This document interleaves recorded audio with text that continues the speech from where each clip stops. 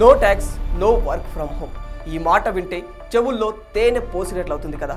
కానీ ఇది నిజంగా జరిగితే ఏ దేశ ప్రజలైనా ఎంతో సంతోషపడతారు. ఇలాంటి డేరింగ్ అండ్ డాషింగ్ మాటలు చెప్పాలంటే అది ఈ ప్రపంచంలో ఒకే ఒకరికి సాధ్యమవుతుంది. అతనే అమెరికా అధ్యక్షుడు డొనాల్డ్ ట్రంప్. ఈయన అధ్యక్షుడిగా పదవి బాధ్యతలు చేపట్టిన నాటి నుంచి అనేక సాహసోపేతమైన ప్రకటనలు చేస్తూ వస్తున్నారు. వాటన్నింటిలో చాలా ముఖ్యమైన నిర్ణయం ఏంటంటే నో ట్యాక్స్. అంటే ఏంటి? ఇకపై అమెరికా ప్రజలు ఏ విధమైన పన్నులు కట్టనవసరం లేదా? మరి అమెరికాకి నష్టం జరగదా అంటే ఎందుకు జరగదు? ఖచ్చితంగా జరుగుతుంది. కానీ దానికి మరో ప్లాన్ వేసిండు ట్రంప్. అది ఎలాగో ఏం ప్లాన్ వేశాడో తెలియాలంటే ఈ వీడియోను ఎక్కడ స్కిప్ చేయకుండా చివరి వరకు పూర్తిగా చూడండి.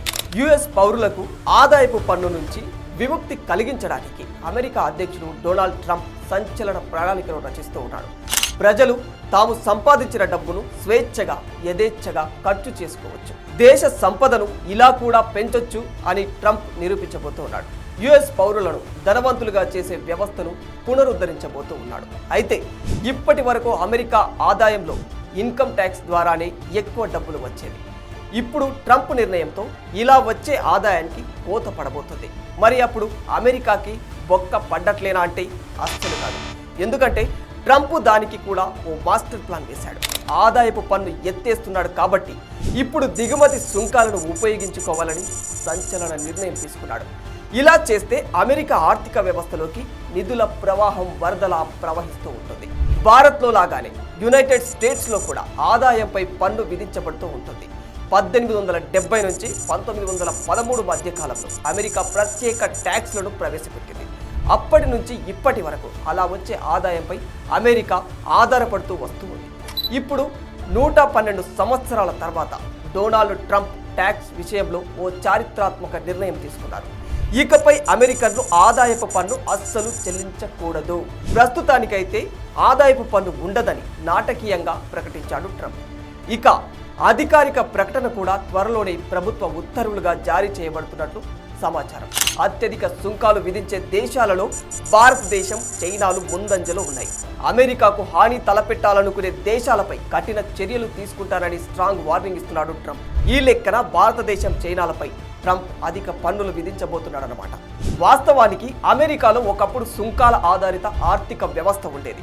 అప్పట్లో దిగుమతి సుంకాల నుంచి ప్రభుత్వానికి పెద్ద మొత్తంలో ఆదాయం వచ్చేది. కానీ రాను రాను అది పూర్తిగా ప్రజలపై ట్యాక్స్ రూపంలో భారం పడింది.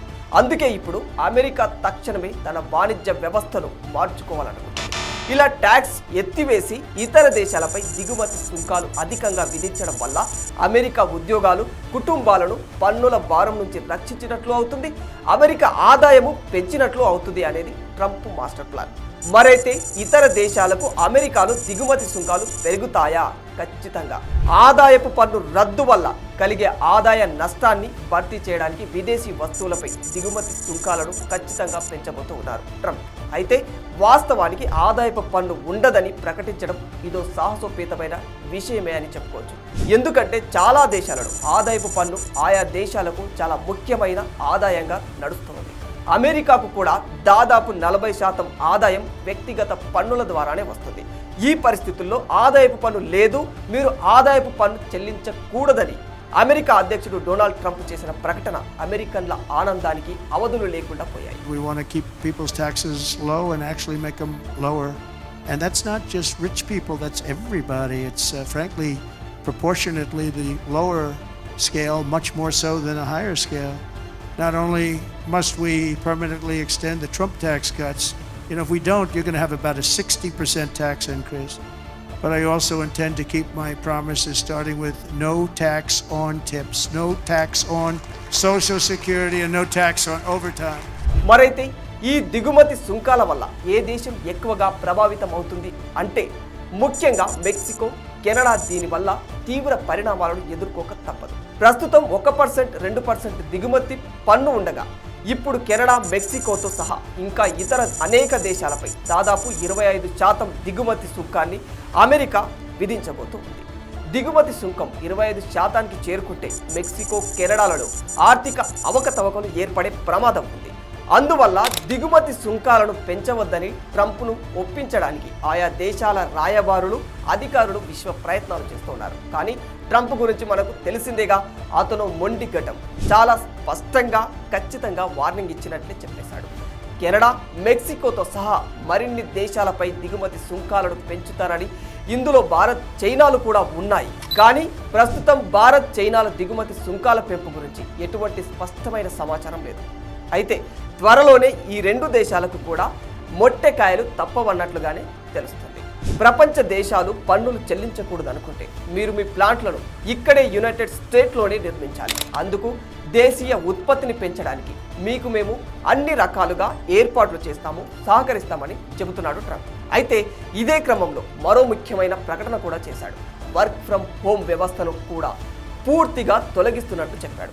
ఇప్పటి నుంచి ఏ ఎంప్లాయ్ అయినా తమ బోర్డింగ్ హౌస్ నుంచి పని చేయడానికి వీలు లేదు.